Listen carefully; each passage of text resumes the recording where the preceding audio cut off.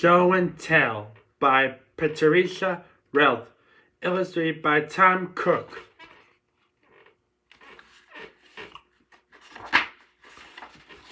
It was show and tell day at school.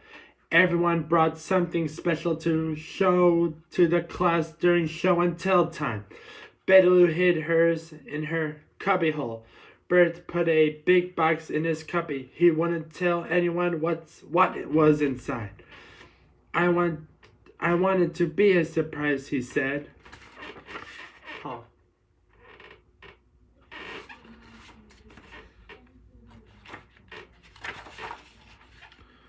Come on, Bert, said Betty Lou. Let's help Harry. Harry Munster was building a block castle. Nearby, Grover was reading a book and Ernie was making a clay animal.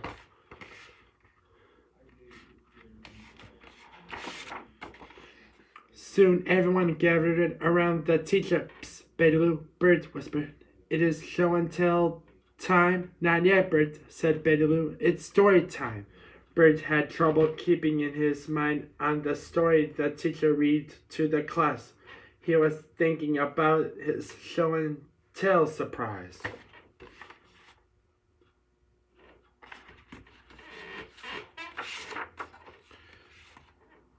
After the story, everyone sat down at the table. Oh boy, Bert said. Now it's show and tell time. No, Bert, Betty Lou said. Now it's time to paint. Bert was disappointed, but Betty Lou loved to paint. She made a picture of a beautiful bird. When they were finished, they washed their hands and put their paints away. Bert cleaned it up faster than anyone else.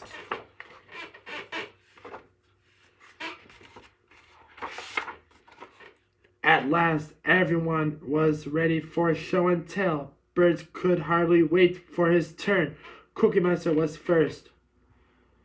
He had brought his cookie cutter collection. He had a large cookie cutters and small cookie cutters. He had a square cookie cutters and round cookie cutters. He had gingerbread man, Santa Claus, and Easter bunny cookie cutters. Rodeo Rosie showed the class the lariat that her cousin Dwayne had brought her from Oklahoma. She could rope almost anything with that lariat.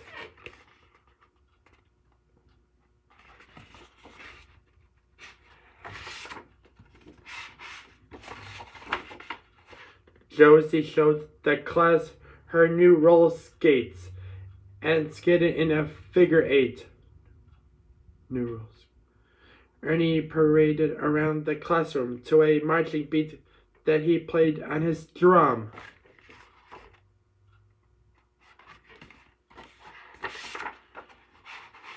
Grover and Prairie Dawn had made a tin can telephone from cans and string. Prairie Dawn held the tin can to her ear and Grover spoke into the other end. Hi, Prairie Dawn, he said into the can. It is I, lovable furry old Grover. I can hear you, Grover, answered Prairie Dawn. Farley showed everyone the rubber band airplane he had made. The airplane flew from one end of the room to the other.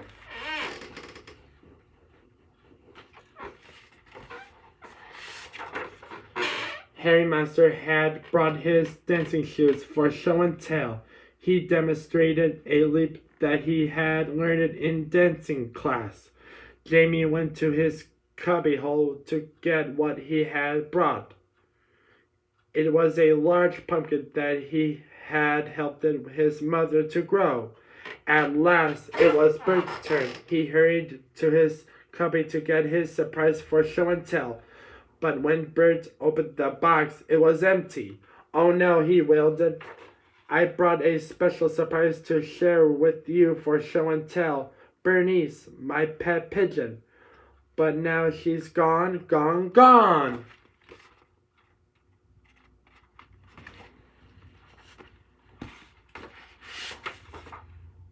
When they saw the empty box, they all began to look for Bernice. Don't worry, Bert. We'll find her. Betty Lou said, Look, pigeon tracks. Sure enough, Bernice had walked across the wet paintings and left footprints all over the room. Betty Lou followed the tracks along the art table, across the bookshelf, and into the play area.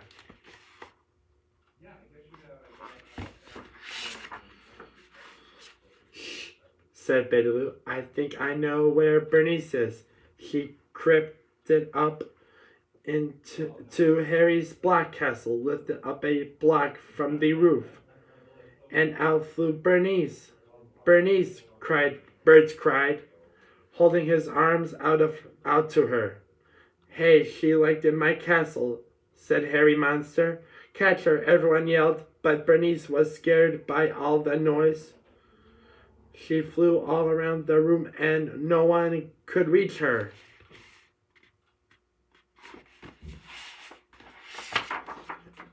Finally, Bernice landed on a high shelf. We'll never get down her. No. We'll never get her down, cried Bert. Wait a minute, Betty Lou said. I think it's time for me to bring out the surprise I brought for show and tell. Show and tell at a time like this, Bert moaned it.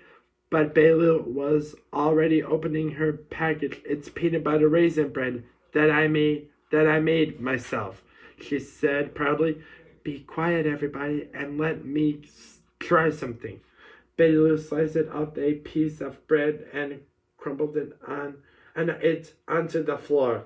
She made a path of crumbs that led straight into Bernice's box. Bernice saw the crumbs. She looked at them for what seemed like a very long time. Finally, she hopped it down from the shelf and started eating.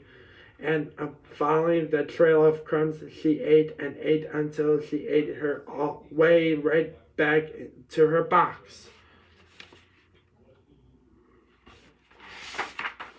Bernice, sighed Bert as he scooped her up. Your peanut butter raisin bread really did the trick, Betty Lou. How about a piece for you, Bert? Asked Betty Lou. And the next time we have show and tell, why don't you leave Bernice at home and bring your bottle cap collection instead? The end.